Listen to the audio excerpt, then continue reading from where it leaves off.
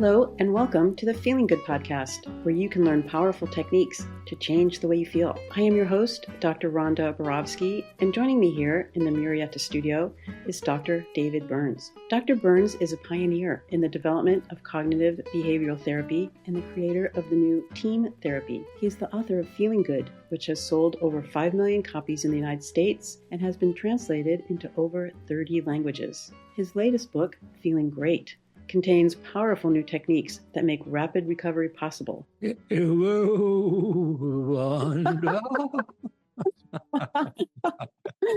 Hello, David, and welcome to our listeners around the country, around the world, and throughout the galaxy. This is the Feeling Good podcast, episode 398. And David, this is a podcast of personal work that you and Jill did in the Tuesday group with one of the Tuesday group participants, Cody. And that is correct. Maybe you could give us a bit of a synopsis for what people can expect to hear. Sure. Well, we did some work with Cody on probably our most popular topic about a year ago, social anxiety.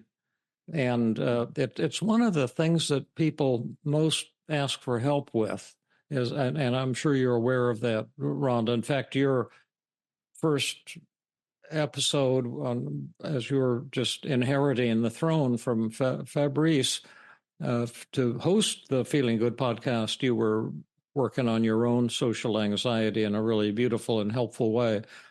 And so every time we work on social anxiety, I really like it. And last time, Cody worked on Rejection Practice, which is really scary, but he went out and did it.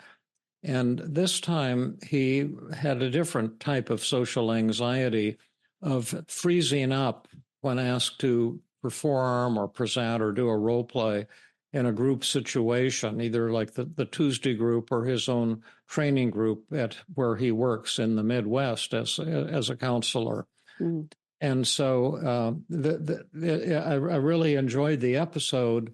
Not only do I think so highly of Cody and appreciate the enormous hard work he puts into learning TEAM as well as his own personal growth, but he allowed himself, or it just happened during our session that he actually froze up.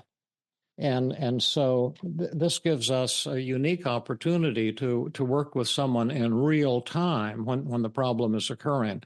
And a lot of our listeners have probably experienced social anxiety and being afraid of freezing up or having your mind go blank when you give a talk and that type of thing. And for Cody, it's only happening about once a month, but it's very painful for him because first he feels embarrassed and kind of humiliated and anxious, and generally when it happens, no one says anything and no one knows what to do, and there's an awkward silence, and then generally he says they'll just switch to someone else. And then he's beating up on himself, and his intense anxiety kind of morphs into intense feelings of, self-criticism and inferiority. And so it's quite a dramatic experience and an unpleasant experience for the person who's experiencing it. And so I'm really grateful to Cody for allowing us to publish his work on social anxiety. Today you're going to hear part one, including when Cody freezes up in real time. And then next week, you'll see how we dealt with that, the techniques we used, and you'll see the exciting conclusion of our work with the wonderful Cody. Great. Okay, here goes. Here goes what? The personal work. Yeah, here comes Cody. Oh, I see what you mean. Yeah. Right. Should be an evening that will be of interest to everybody, because how many of you sometimes experience anxiety in the group when it comes to doing a demo or asking a question? So that's why I asked you to do your own daily mood logs. And even though we'll be working with Cody's tonight, I think it's something we can all identify with for sure. And so a special thanks to you, Cody, for bringing us such a relevant issue for just about everybody. And when we have newbies joining the group, it's also kind of a good topic to have, because the newbies feel it doubly or triply, because you don't know everybody, and then theoretically this is a more advanced group, and it would be, we probably aren't more advanced, but there's a natural feeling of insecurity and what if people judge me, and so that's gives us a great chance to relate to something that's personal as well as interesting from a professional training and learning perspective. Let me start out with your brief mood survey here. I am here, David, just to let you know. Oh, great. Okay. Well, we'll dive right in then, and we'll be. So Cody shared his brief mood survey with us, and let's just talk about it together. Cody, I'm looking right now, and it looks like your symptoms are not super strong. Your depression score just has a 2, so you just have a somewhat on low self-esteem and loss of motivation to do things. So not extreme, just a little bit there. And then you have a 3 on how anxious do you feel right now.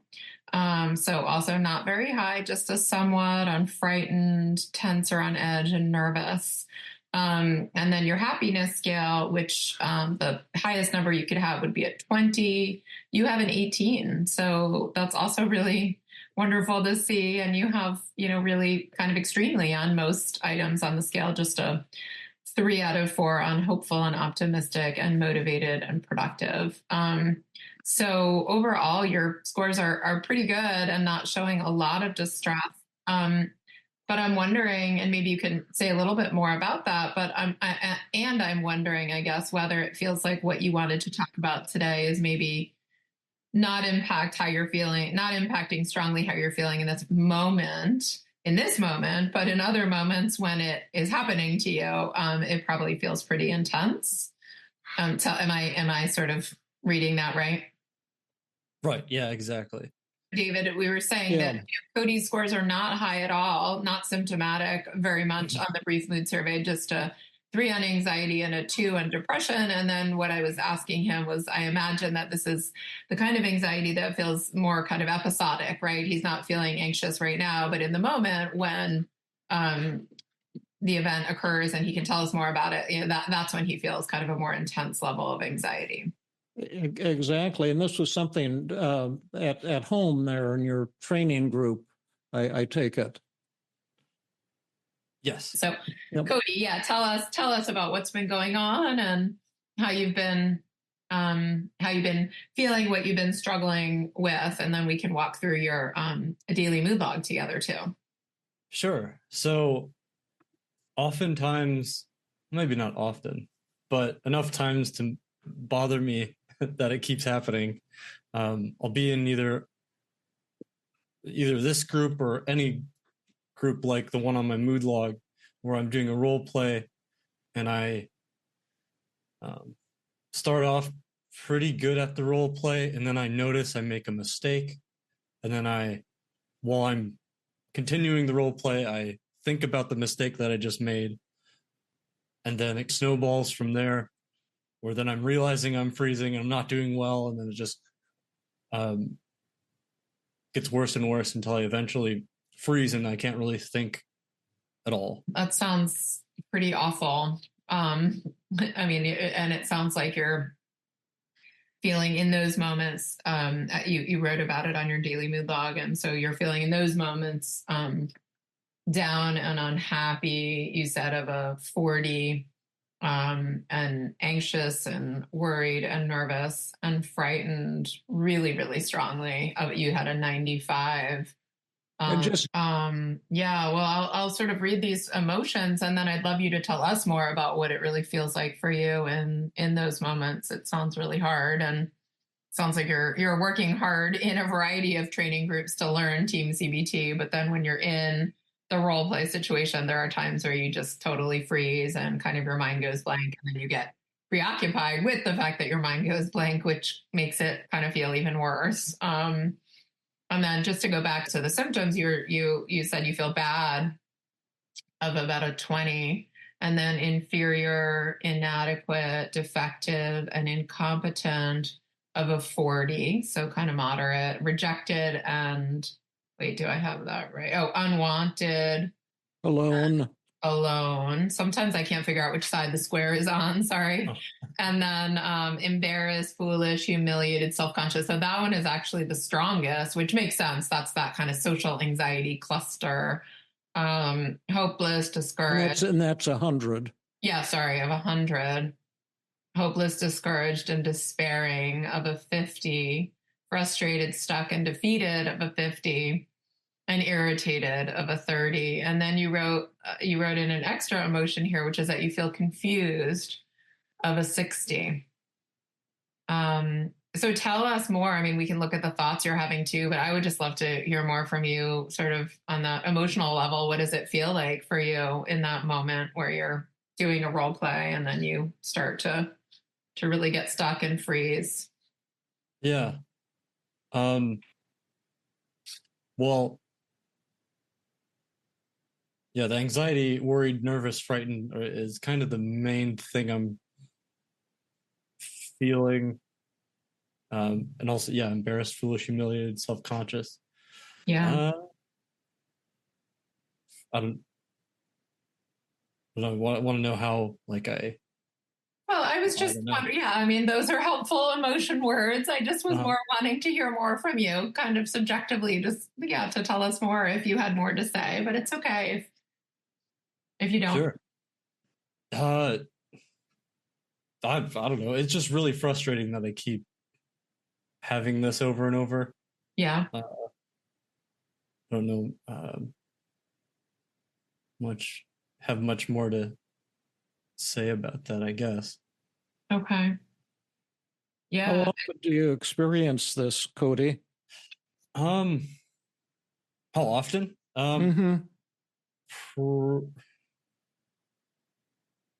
Like I'd say like once a month.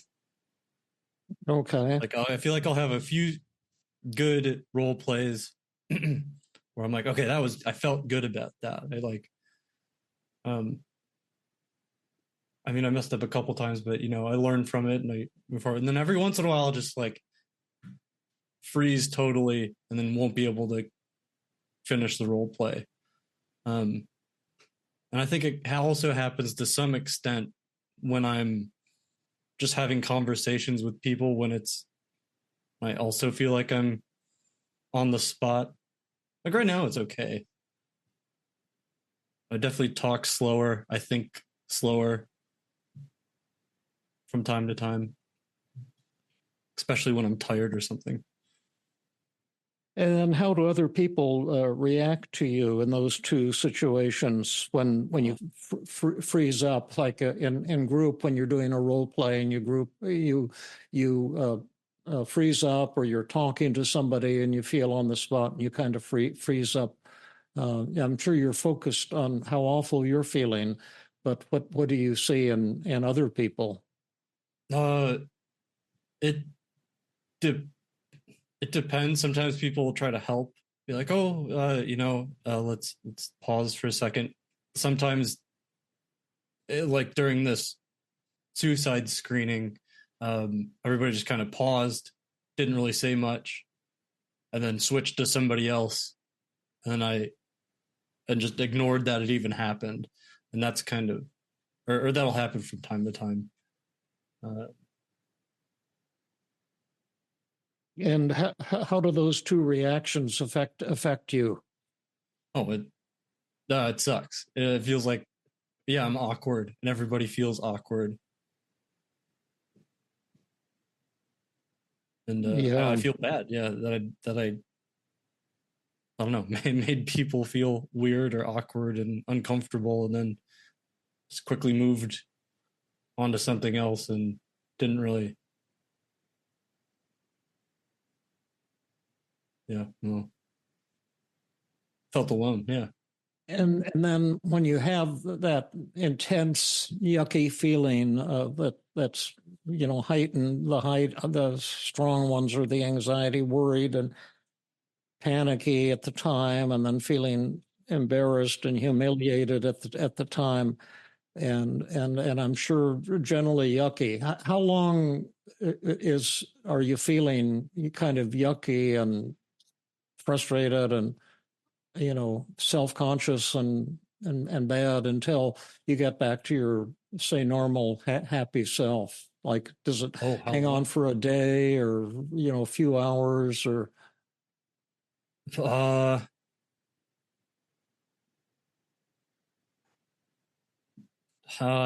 think sometimes it'll like really like, well, it'll ruin my day.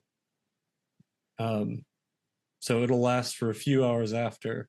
Of course, if I get a mood log and do something about it, it'll be shorter. But after Tuesday group, sometimes it'll keep me up at night and I can't go to sleep at as quickly as I'd like to. So maybe a few hours afterwards. Yeah. And then in the middle of the night when it's keeping you up, does that heighten it, make it worse? Seem worse then? For some emotions, they get worse. Like I probably would feel more inferior, inadequate, and defective, and that would probably go up. My anxiety would go down. I'd feel bad, probably more depressed, probably the same embarrassed, but yeah. So the kind of the anxiety thing wears down, wears off, and then the depression and inferiority types feelings increase. Is that right? Yeah. And how do those go up then higher than they are on this daily mood log? Because those are in the 40 range, the depression in the 40 and the inferior and inadequate are in the 40 range. Yeah. Do they go above that level? Yeah. How high do they get then sometimes? Say the sadness or depression one, how high does that one get? Probably like 65, 70, 75, something like that. Okay. And then the inferior, inadequate, defective, incompetent, how high does that one? Oh, probably like 80 or 90. Yeah. Like something. 80 to 90.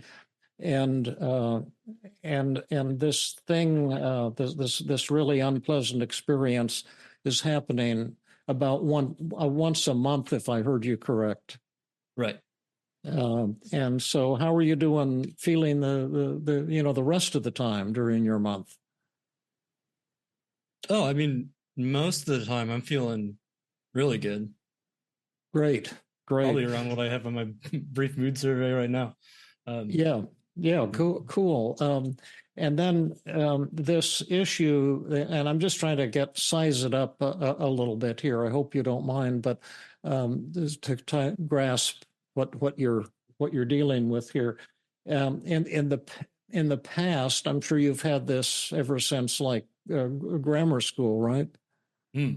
Oh, this freezing thing is new for me.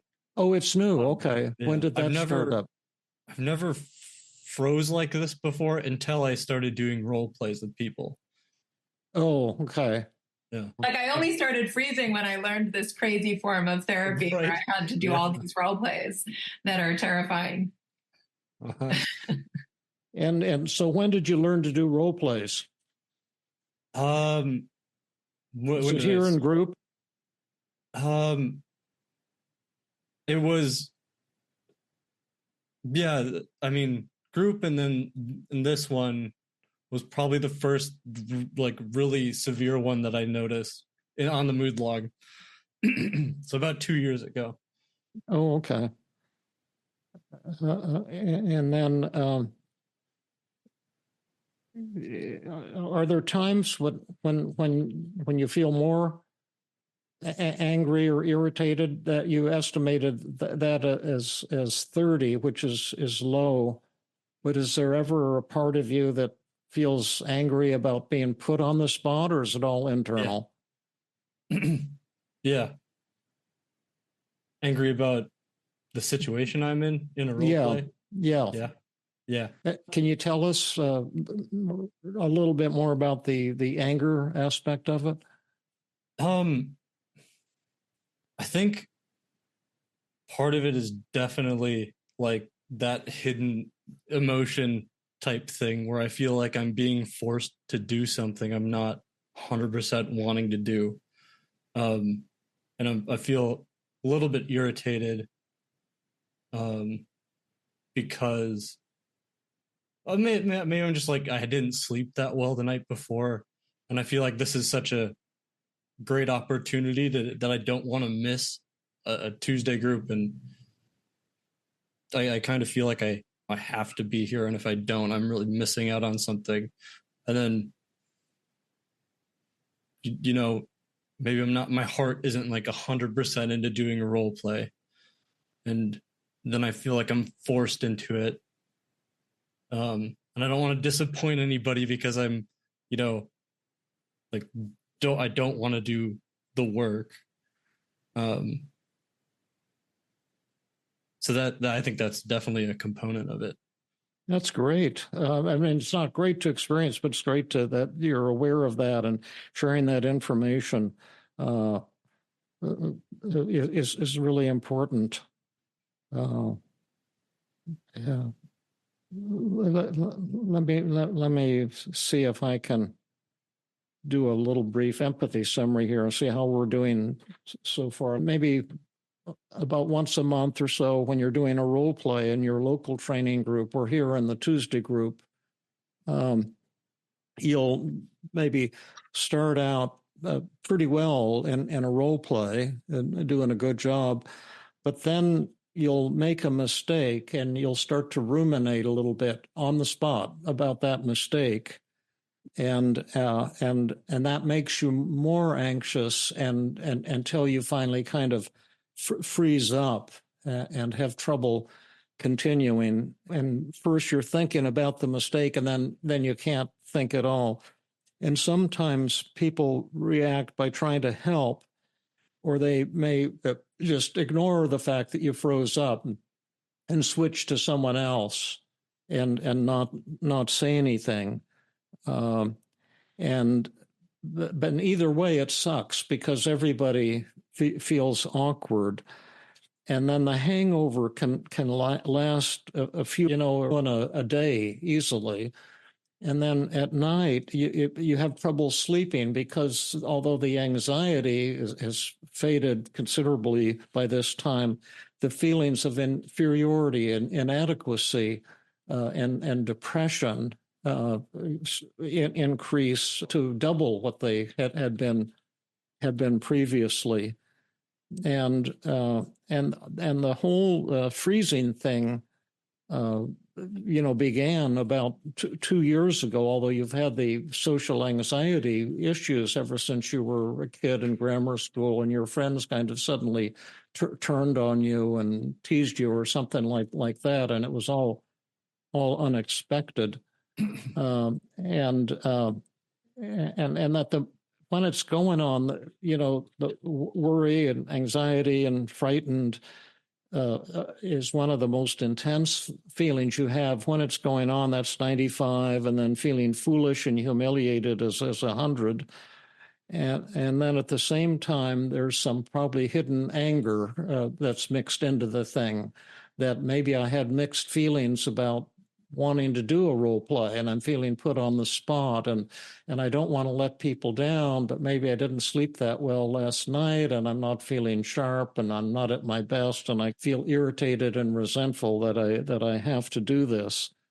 And and you've been having these experiences over and over again over the past couple of years, and as we said, there are a really pronounced one maybe once a month. But it's not an all the time thing, because you do have a lot of really good role plays and you're working hard and you're trying to learn, and it means a lot to you to learn and to hone your craft. And I think that's it. But to add a little bit to it, some of the negative thoughts that you have when it's going on or after it's going on is, I shouldn't have screwed up, and that's an 80%. I'm not good enough. That's an 80%. I don't belong here. I shouldn't be here. That's only a 50%. Something is wrong with me, my brain. That's 100. Everyone thinks I'm an idiot. That's 100. And then I should not be in this profession. This is a downward arrow. And what's the belief on that one? In that moment,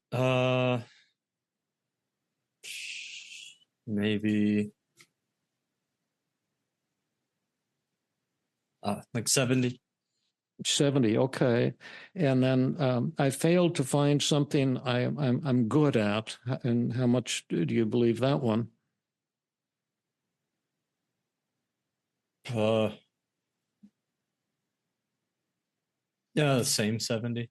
70. And then I'm worthless. What's the strength of that one? 60.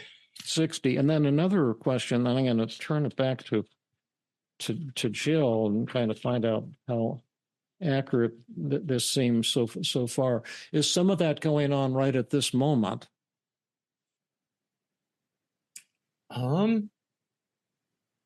Maybe a little bit. Yeah, tell what you're feeling a little bit. I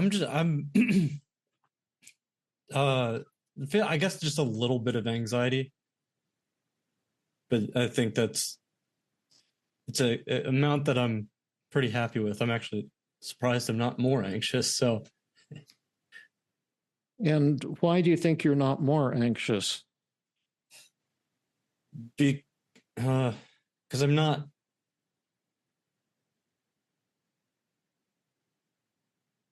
I'm not doing a skill. I'm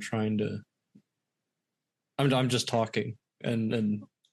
Right. There's no right or wrong answer kind of thing. Yeah, Is that right? right? You're not being evaluated for what you're doing, or there's not a right way to do it. Right. Yeah. I don't feel judgment. I don't think people in this group is, I don't feel much judgment. Yeah. Great. But in a role play, it's like inherent in it. Like everybody is. Oh yeah. Listening to everything you're saying intently, writing it down, going, well, where did he screw up? Yeah. Yeah. And does that fact of people judging you, does that make you angry also? Behind the anxiety and inadequacy and self-consciousness and humiliation?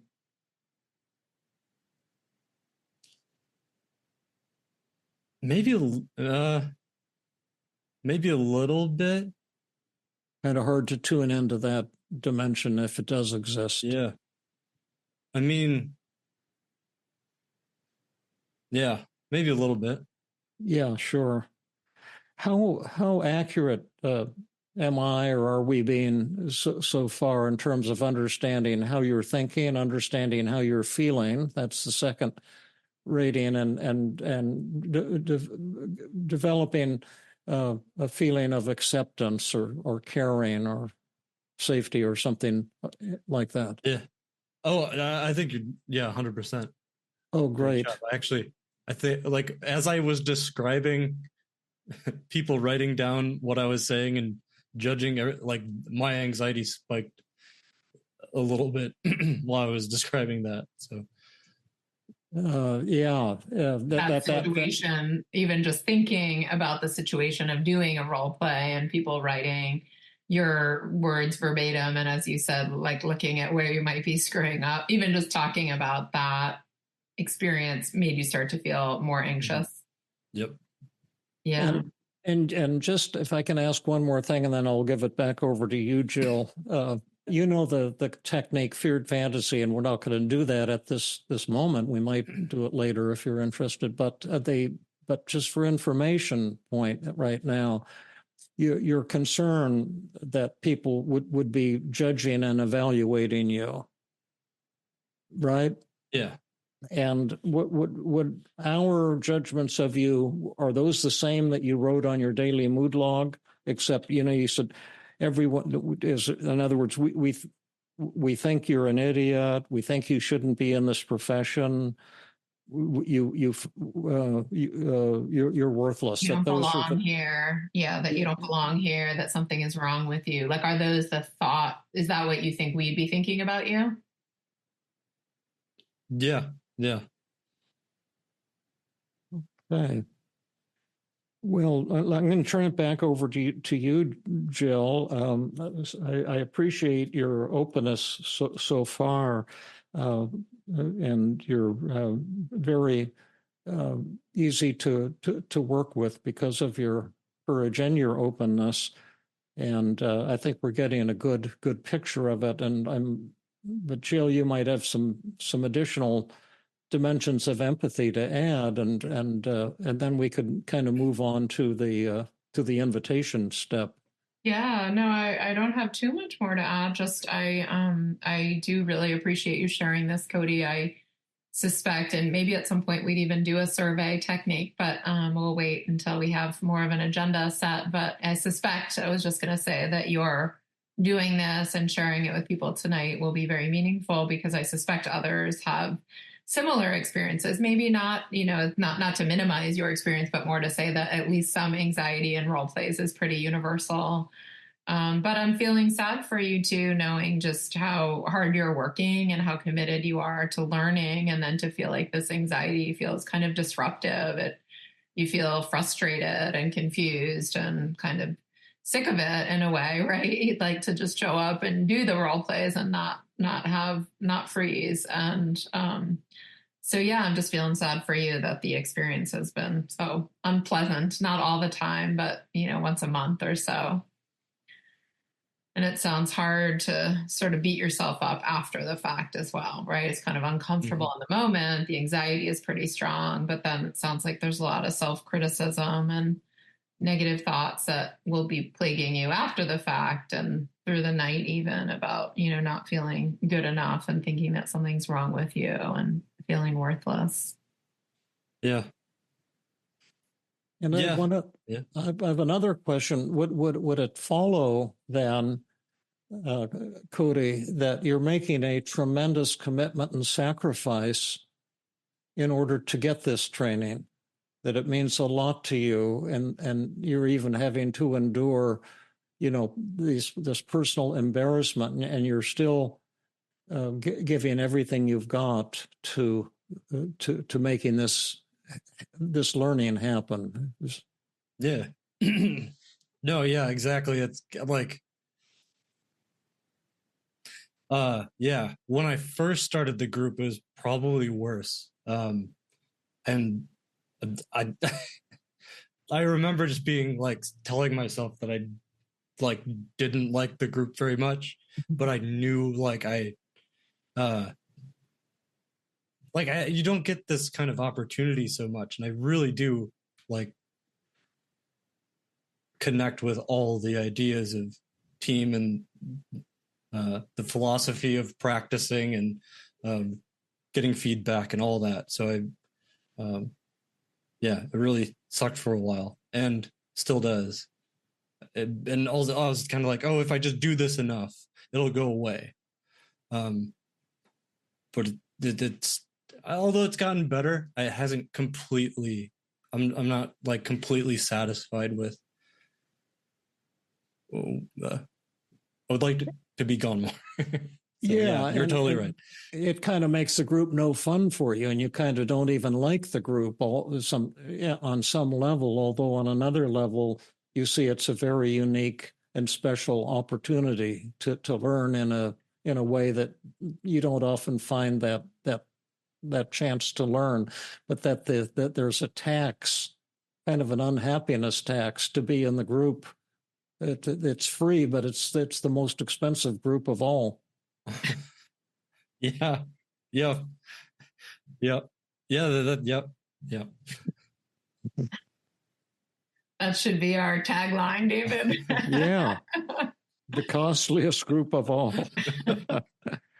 No, it's like, yeah, I just appreciate it so much. Like you don't have to give these things away for free. And the fact that I'm not, and that's why I want to overcome this, is because I want to participate. I want to, give back to the group. I think that's what the payment is, contributing. Yeah, I don't know. So I just did a little bit of a team presentation training myself for some therapists, and a few of them didn't really participate that much, and it was I was just a little bit off-putting to not feel like the work I put into doing it wasn't reciprocated, and I don't want you to feel that way. I don't want anybody who does anything here to feel like, yeah. I'm not sure if I understood what you just said, but it was fascinating. And I think you said you put on a little presentation on TEAM for some therapists, and then some of them didn't participate. Yeah. And so he was saying he can relate to how it would feel to you if he wasn't participating, which is why, which makes Cody such an awesome person that he's like, I want to show up for you, David, right? Like, I don't want you to be presenting to someone who doesn't seem interested or connected or is contributing in some way. That's fantastic, Cody. Yeah. I'm very touched. Yeah. Really, really care about you and really appreciate you. Well, thanks. Same to you and everybody in the group. Yeah, it's such a great thing that you're doing. So. Yeah, we're all being pretty human together, I guess. Yeah. It's we're lucky to have other lowlifes to hang out with. That's great. Okay, well, should we jump onto some invitation? Yeah, Jill? I was going to say, I think you asked Cody, how he felt in terms of the empathy and the understanding of feelings, thoughts, and connection. And Cody said, 100%. So, and then we did a little more empathy. Yeah, so you brought it up to about 170%, Jill. Yeah, that's good. But yeah, sure. So Cody, as you know, after we do some empathy, we like to offer the invitation. So tell us, would now be a good time for us to kind of shift gears and start to work on what you've shared with us and kind of maybe turn our attention to your daily mood log? Or do you feel like you need some more empathy to kind of talk this through or get support before we do that? I think now's a good time to get to work. Yeah. Okay. And I'm just more saying this as a teaching point, right? So that would be like, we did testing, we did empathy, we just did the invitation, and we don't really need to do specificity because Cody already gave us his specific moment in time, right? The daily mood log. And Cody can tell us a little more about that situation, but I imagine that's the thing we're going to be working on. And so we'll probably end up moving to, kind of a miracle cure, a little more specificity around like if a miracle could occur. So we can do the miracle cure question and maybe the magic button and positive reframing. Does that sound right, David? Yeah. Mm-hmm. So maybe I'll ask you that then, Cody, if a miracle happened tonight and you got just what you wanted out of our work together and things could change, what would that miracle be? How would things be different for you? Well, I would say I wouldn't freeze anymore.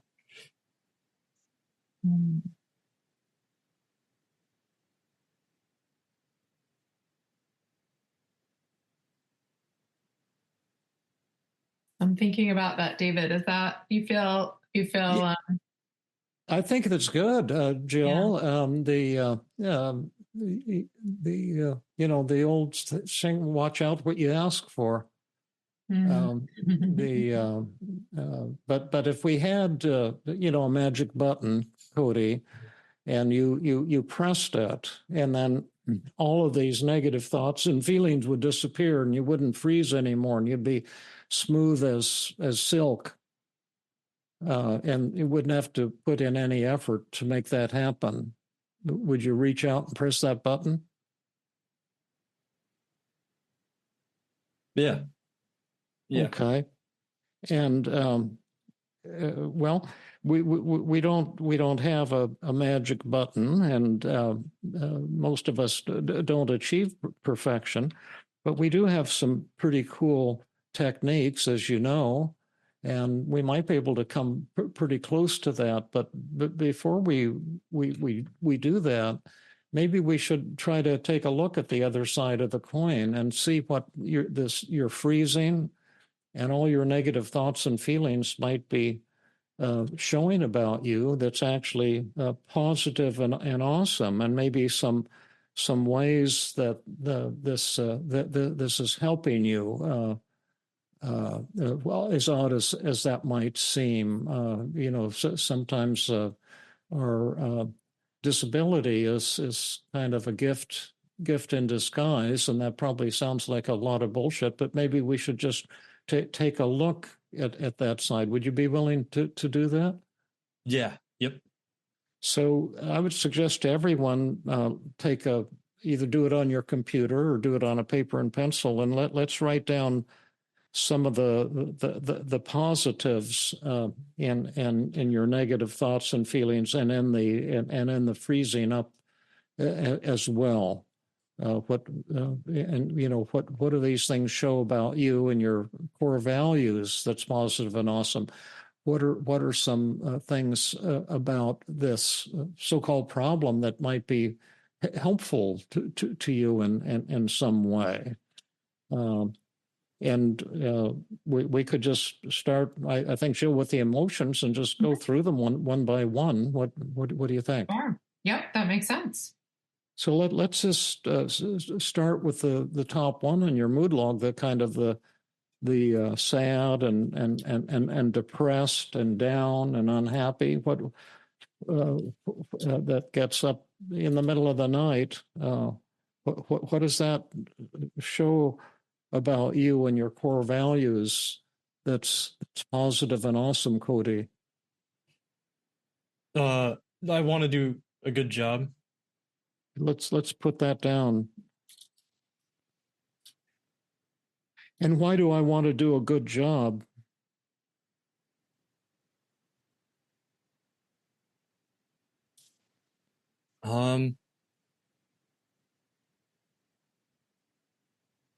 Because this job is important to me. I want to help. I want to be as effective as I can be. I want to help people. Yeah, that's number 2. I want to help and be as effective as I can be. What are some other things that the sadness and unhappiness shows about you?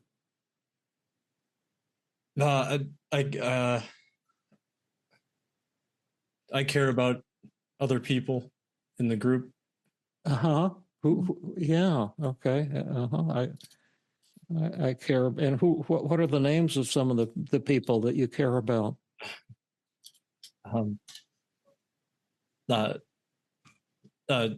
You, Jill. I mean, everybody in the group. Mm-hmm.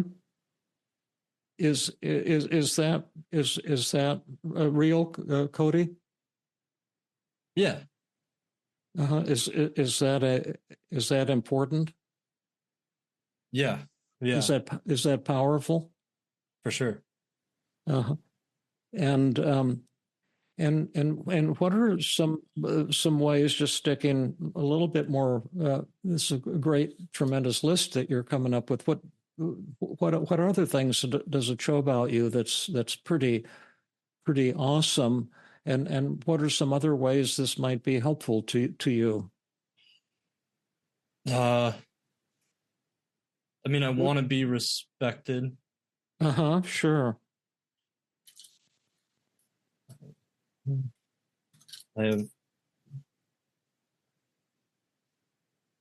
I've got high standards for myself. I want to push myself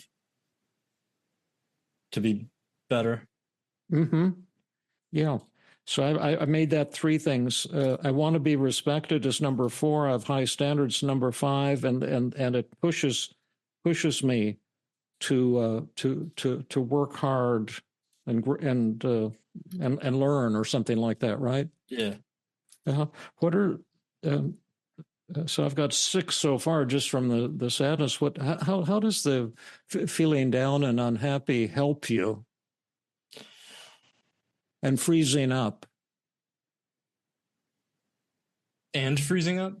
Yeah, we could take that as 2 different ones if you want. How does this, suffering and struggling, how is that helpful to you? Because it sounds like you're pretty happy much of the time, most of the time, but you have moments when you really suffer.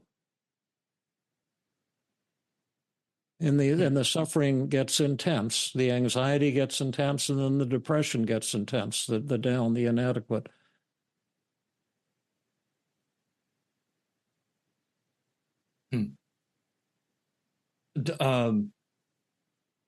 In that moment or after? It could be after, okay. Anytime you want, like whatever makes sense. I don't know. It's like afterwards. I don't know. It's just, well, it shows that I'm, self-reflective, and it benefits me to like really go over what I did wrong. Okay, so I'm self-reflected and I'm honest about my mistakes. Yeah. Is that important? Yeah. Oh yeah. Mm-hmm. And does it show that I'm accountable? Yeah. How about humble? Yeah. I don't. Humble, and then 10 would be accountable. And but let me ask you this question. But we got so many out of our first emotional loan. But are you trying to work with and be helpful to people who are struggling and impaired and hurting? Yeah. Does your own struggle, do your own struggles, do they help you with that? Relate people or relate to people or? Yeah. Does it help your connection to the people you work with who are struggling? Oh yeah. In what ways? Oh yeah. When somebody has something similar, I'm just like, oh yeah, I know exactly how that feels, and it sucks. And so you give increased compassion then? Yeah. And how about someone who's struggling in a different way?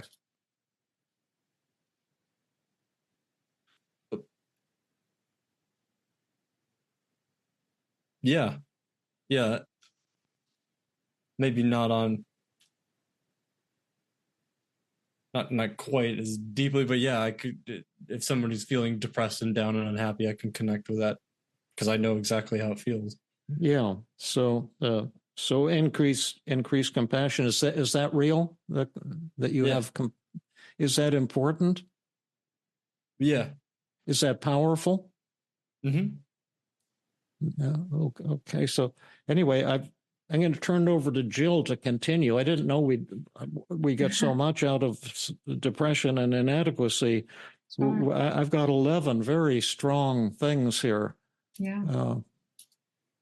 Yeah, well, maybe some of the other clusters will feel repetitive, but I can think of some unique ones for anxiety. Can you think about how feeling kind of anxious and worried, nervous, frightened, how feeling intensely anxious when you're doing role plays or after the role plays, how that might be working for you, how that could actually be beneficial to you?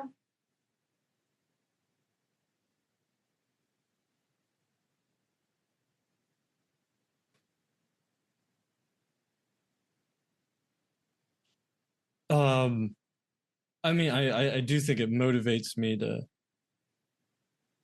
do the best that I can. Yeah. Is that true? Does it, like, in other words, I could imagine that it does. Like, if you felt, let's say, nervous or upset after this suicide screening role play, does it actually motivate you to like review the material, to kind of like learn it more, or maybe to prepare for an upcoming, if you know you have a practice group on a particular topic? Do you think that feeling Yeah. kind of nervous motivates you to prepare? Yeah. Yeah, Yeah. 100%. Usually after something like this, I'll like immediately start reading about it because that's and I'll try to make sure this doesn't happen again. And that's why I like doing uh, putting out the homework, is that if Yeah. I do that, I can really understand it and then Oh. get it out there. It's funny that you came across homework, because at just that moment I was going to say that your homework assignments to the group are killer. Thank It's you. so beautiful, so thoughtful. It's just amazing. Thank you. Yeah. And you're sort of diligence in learning TEAM-CBT and preparing so much in part comes from feeling, anxious and worried about performing, right? Right. Yeah. Okay. And so I'm writing down, motivates me to prepare. And also Do my diligent. homework. I put diligent as a second one there. Exactly. What it shows about you, right? That you're very diligent, hardworking. Um, Anything, what else? Can we think of anything else that your anxiety or worry shows about you that's beautiful and awesome? Or how else it might be working for you? I mean, I feel like this is yeah, I think it's protective. Um, What does it protect you from? Or how does it protect you? After a moment like this, Mm. the same kind of thing. I'll put in the hard work, and that protects me again from screwing up. I was Yeah. wondering. Yeah. Oh, sorry. Were you going to say something, David? Oh, I have a lot of stuff to say, but I'm just listening in awe. Okay. So I'm writing, it protects me from screwing up.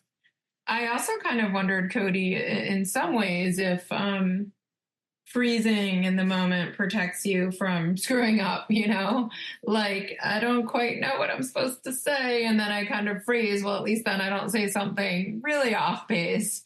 Do you think that's possible?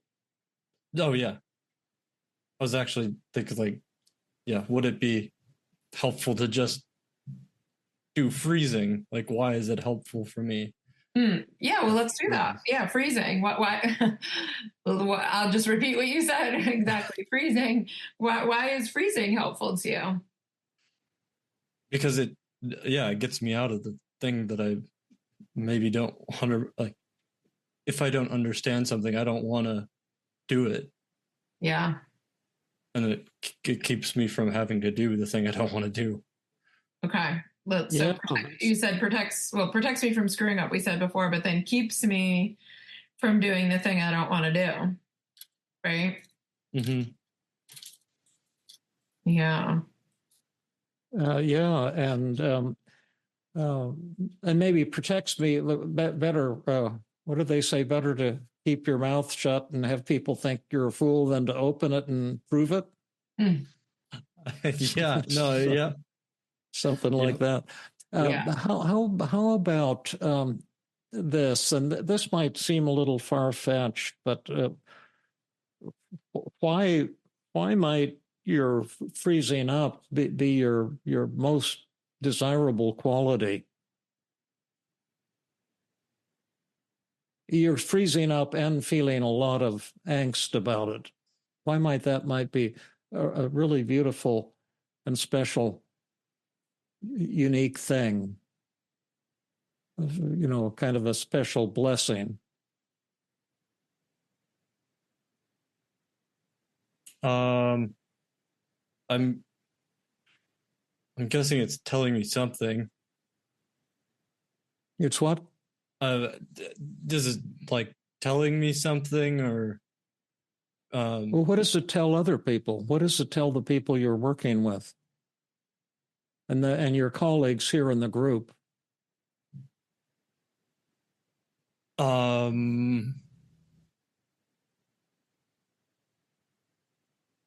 That I care, or well, sure, it sure shows that. Is that desirable? That my freezing shows that I care. Yeah, other people. Yeah, is that important?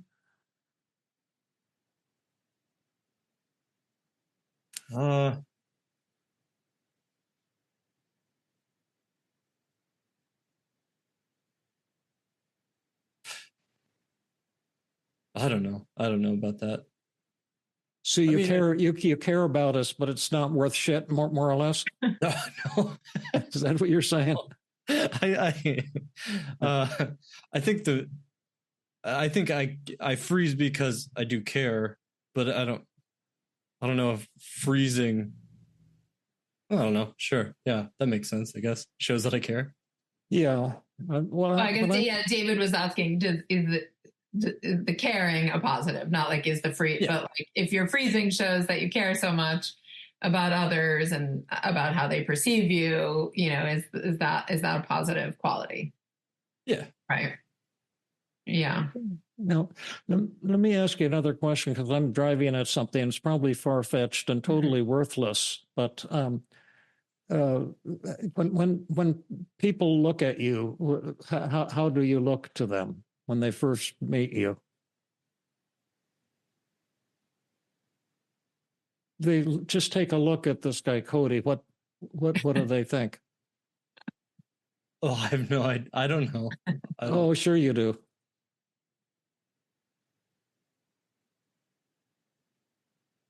I'm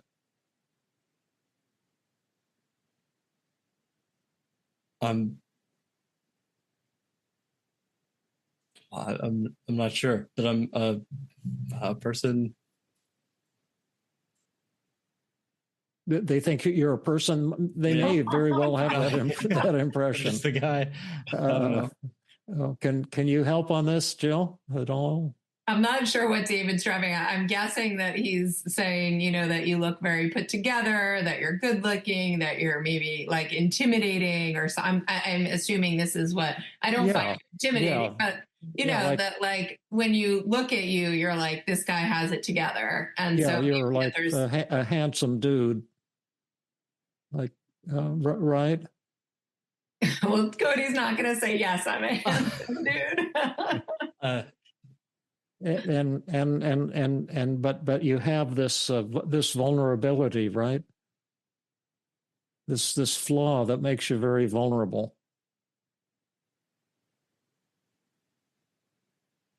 Yeah. You're not perfect. You have this screwed up part of yourself. Is that true? Yeah. Mm-hmm. So do you know what I'm driving at all? Because I may be barking up the wrong tree, but what's David trying to say? I think you're saying that I value freezing because it makes me vulnerable, or like not. Like would this make you more or less appealing to other people, more or less appealing to the people you're working with? Like when have you seen Jill come into the group sometimes and talk about how she's screwed up with her kids or something? Have you seen that? Yeah. How did that make you feel toward Jill? Yeah, compassionate and connected. Mm-hmm. How would you feel about her if she was just flawless, which she appears to be most of the time, I might add? Yeah, it wouldn't be too great. Yeah. So that's kind of what I was driving at a little bit. I had a Stanford resident I was supervising, and once and she said I could share this, but once during a supervision, she was asking how to help a patient who felt hopelessly defective because this patient had had a troubled childhood. And then we were going through how to techniques to help this patient. And then halfway through, she started sobbing. The reason I'm asking you is because although I'm not, this isn't me, this is me. Because then she said, I had a violent father, alcoholic, violent father, and I never had a childhood either. And I feel like I'm hopelessly defective, that I missed out on something. And then we were going through, the recovery circle, what technique would be helpful to her. And then we came across the acceptance paradox. She said, how would that work? And I said, well, if you were to accept it, you would realize that this is the best thing about you, and you could be proud of it. That you're hopelessly defective. She said, how would that work? I said, well, look at you. You're beautiful. You have a family. You've published papers. You're a top resident in one of the top medical schools in the world. You're one of the beautiful people. You've got it all. And I never felt close to you until tonight, when I found out how you feel. And this is your greatest gift in working with patients, because when they say I feel defective, you can tell them I've felt that way myself too, and I can show you the way out of the woods, and that's your greatest asset as a psychiatrist. That's a gift that most of your colleagues may never have. And then she saw it and got excited, and her negative feelings just disappeared. And she called me the next morning about 6:30, got me out of bed. And she said, Dr. Burns, I'm so sorry to get you up so early, but I just couldn't wait any longer. That I don't feel like a psychiatrist anymore. I feel like an evangelist. And I can't wait to see my next patient and let them know that I often feel defective. And that this is a tool that I can use to move my therapy to the next level. And she also, by the way, would freeze up in role plays. When criticized, she could not speak a single word. And it took a good, 6 weeks for her to get over that. Even she would have to write down what was said. She couldn't even repeat what the other person said. She was so terrified because of all the trauma that she'd had. And now she's one of Stanford's top shrinks. But she never could have gotten there without being hopelessly defective and accepting it. Do you see that? Yeah, no, I like that. Yeah. And yeah, right. And then if you like that in yourself too, then that would be a way out of the woods. Every time Right. you do a role play, you say, I'm usually an ace at these role plays, and probably will be tonight too. But sometimes I'll freeze up and look like a total ass, and so I'm planning to do a little of that as well.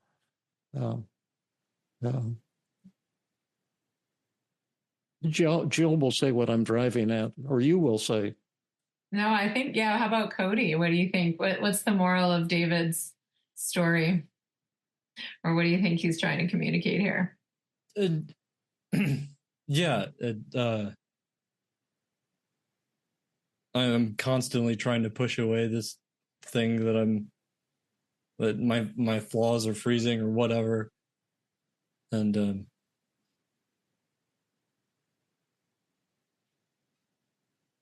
I don't know, just being accepting of the fact that I am flaws. And that is kind of a big part of this that I wanted to get out of it, is to, accept these things.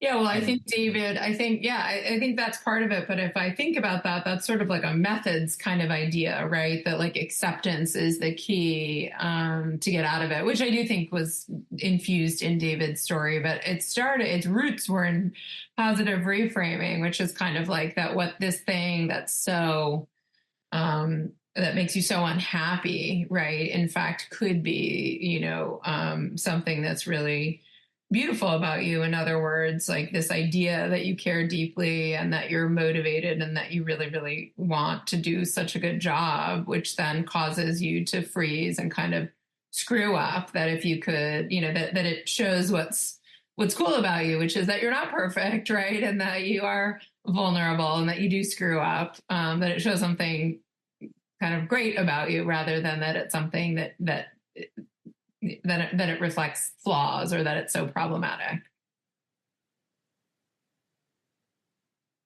Right. Because David was kind of saying, I think David's trying to get at, like, yeah, maybe if you're working with patients or you're working with therapists and you don't reveal your flaws and your vulnerabilities, you look like you have it all together. Is that really so positive? But if you actually have some flaws, you sometimes screw up, you sometimes freeze in role plays, in fact, that could be kind of a beautiful quality. Does that make sense? Yeah, I think so. Like, but do you think that's true? That's what I was going to ask,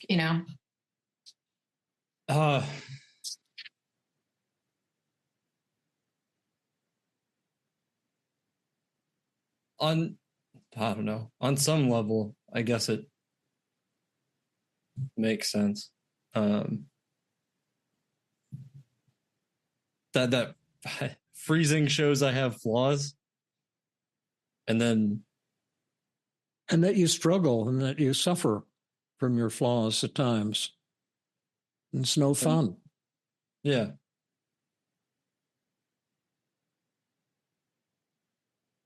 Yeah, I mean, that's true. Maybe I'm not quite seeing it or understanding.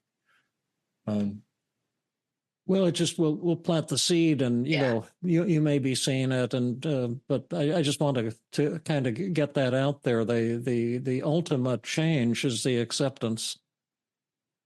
Yeah, but I think Cody did get that part. Right? I think you did get it, actually, exactly. Cody. Yeah, right. I think I was trying to bring it back to positive reframing, but the first piece made sense to you. We can bring it back. I probably confused the matter further, because I thought your summary was, certainly on point. Yeah. That the way out of the woods is accepting the flaws and the errors and the mistakes, right? Rather than hiding them. Yeah. Yeah. So David, did you want to do more positive reframing? Or? Well, maybe we can do our goal column at this point. Maybe we've done enough. I'm not 100%. I'm sure I don't have any strong feeling one way or the other, but I would ask you, Cody, first then is kind of, given all these benefits, right? We're saying that feeling this whole range of emotions shows that you want to do a good job, that you want to be effective, that you want to help people. It shows that you have really high standards, that you care about people in the group and want to be respected by people in the group, and that you're humble and that you want to keep yourself accountable. And we talked about how it does help you to connect with the struggle of others, like to have the struggle yourself, and then motivates you to prepare and do your homework and be diligent and hardworking. There are so many benefits, and that, freezing even protects you from doing it wrong, right? From screwing up further and making mistakes and doing role plays that you don't really know how to do. And so, kind of given all these benefits, why would you want to work on this? Like, why would you want to press that button?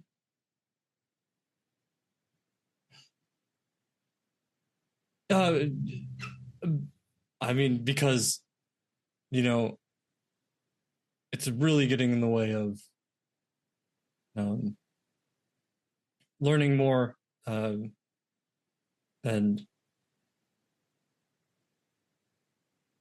actually, yeah, I don't know. It's kind of happening right now, actually. It's kind of what? It's happening right now. Oh, good. Tell us what's happening. I'm feeling like I'm not giving the right answer to that question or something. Right. And like I paused for a little bit and then, yeah, I don't know. And I felt like I failed on, like, when you gave that example in the story and I didn't quite understand it. And then I felt like I didn't give the right answer. And now I'm thinking about that. And it's kind of that right now. I don't know.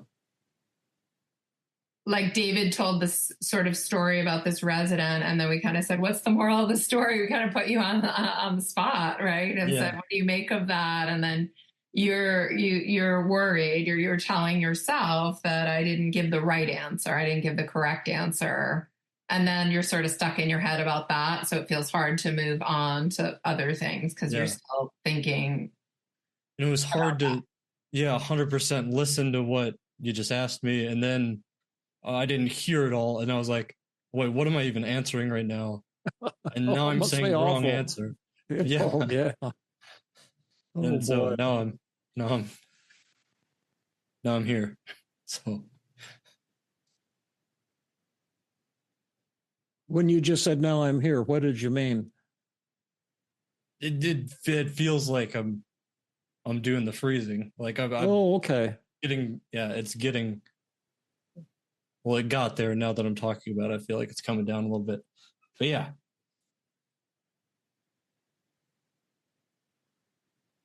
So it spiked there for a little bit. Yeah.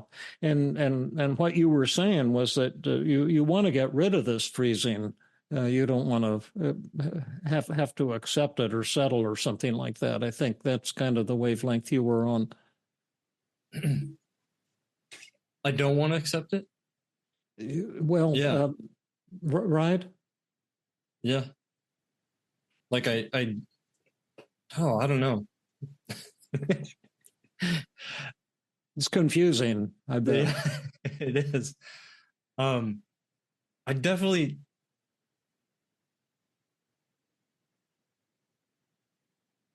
I don't know. It gets me out of things.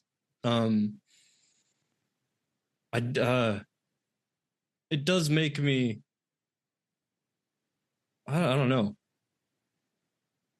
Yeah, I mean, I could kind of see what you mean. Like, being vulnerable is desirable to some extent, and not like vulnerable, like defective in some way. It's like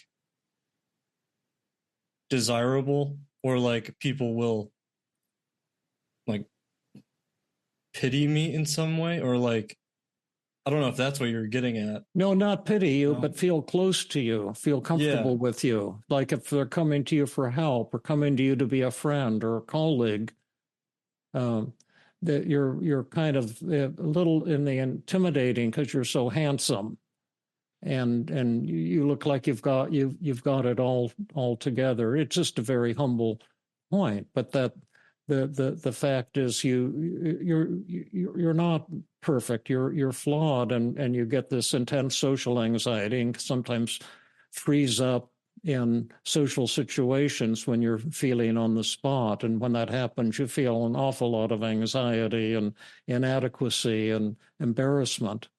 Mm-hmm. And that knowing you is knowing that about you. And then people can accept you and love you and feel closer to you because of that. Or if they want, I guess they can judge you. Yeah. Yeah. You know, I've mentioned that I've had 17 anxiety disorders myself, right? Yeah. And, how does that make you feel about me? No, I love that. Yeah, why? Because it just makes you a person just like everyone else. And if I didn't have my own thing, I don't know. Yeah, but we've got this app coming out this week or next week, and sometimes I wake up in the middle of the night and I get all anxious and upset about things and have trouble sleeping. What do you think about that? I like that. Yeah, I don't know. That was my whole point. It wasn't that deep of a point, but it took me my whole lifetime to learn that, because I thought I was supposed to impress everybody to make them love me or like me. Yeah. Well, let's push on here. I like what just happened there. Thank you for that. But let's say we could tune down these emotions a little bit, rather than get rid of them all altogether, because they're showing so many beautiful things about you. If we press that magic button and you're all slick and everything disappears, you're going to lose all these beautiful qualities. Do you want that? Right. No.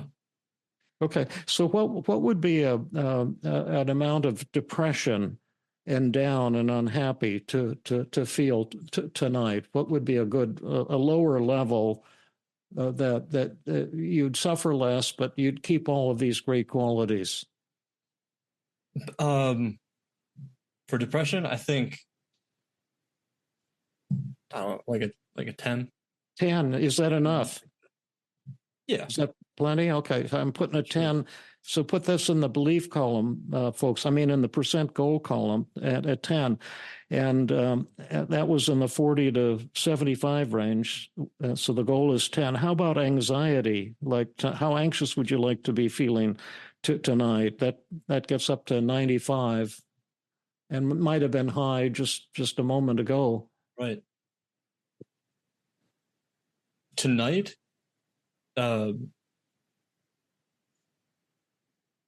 Tonight or in these situations, right, David? Do you mean? Yeah, I guess so. Yeah. Sure. Right. When you're doing a role play with your supervisor and other therapists, right? Yeah, I wanted maybe like 15. 15. Okay, we'll put a 15 there. How about how bad do you want to feel? That's only a 20. I mean, 0. Okay, zero bad. How inferior, inadequate, defective, and incompetent do you want to feel? That gets up to as high as 90.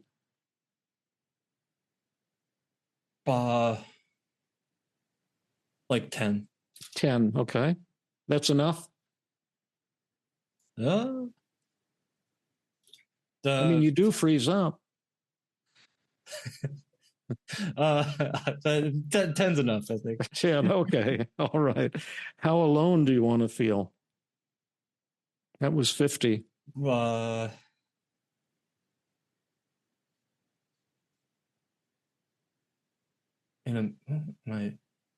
Yeah, 10. 10, okay. That sounds good. How embarrassed, foolish, humiliated, and self-conscious. That's the big one. That's the numero 100. Yeah. So this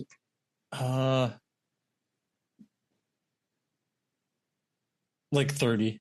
30, okay. And this is assuming that I do freeze up again, right?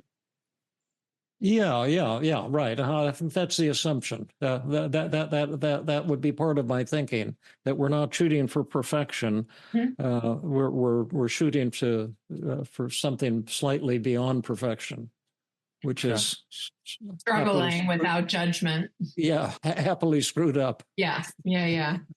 So then I would want to feel bad. So maybe like 5%. Yeah, that's good. That's better. We don't want you to go to God-like status here. Sure. Happily screwing up. You want to feel a little bad. Yeah, happily bad, joyously bad. Then you'll be a bad boy. How hopeless, discouraged, and despairing do you want to feel? Maybe. Let's do 15. 15. Okay, that's a good Good number. How frustrated, stuck, and defeated do you want to feel? That was 50. I'll go with 15. 15. Okay, good. How irritated do you want to feel? And I want the right number on this one. 5. Let's do 5. Okay. And then how confused? 10. 10? Okay. Yeah. Great.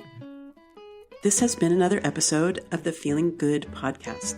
For more information, visit Dr. Burns' website at feelinggood.com, where you will find the show notes under the podcast page. You will also find archives of previous episodes and many resources for therapists and non-therapists. We welcome your comments and questions. If you want to support the show, please share the podcast with people who might benefit from it. You could also go to iTunes and leave a 5-star rating. I am your host, Rhonda Borowski, the director of the Feeling Great Therapy Center. We hope you enjoyed this episode. I invite you to join us next time for another episode of the Feeling Good podcast.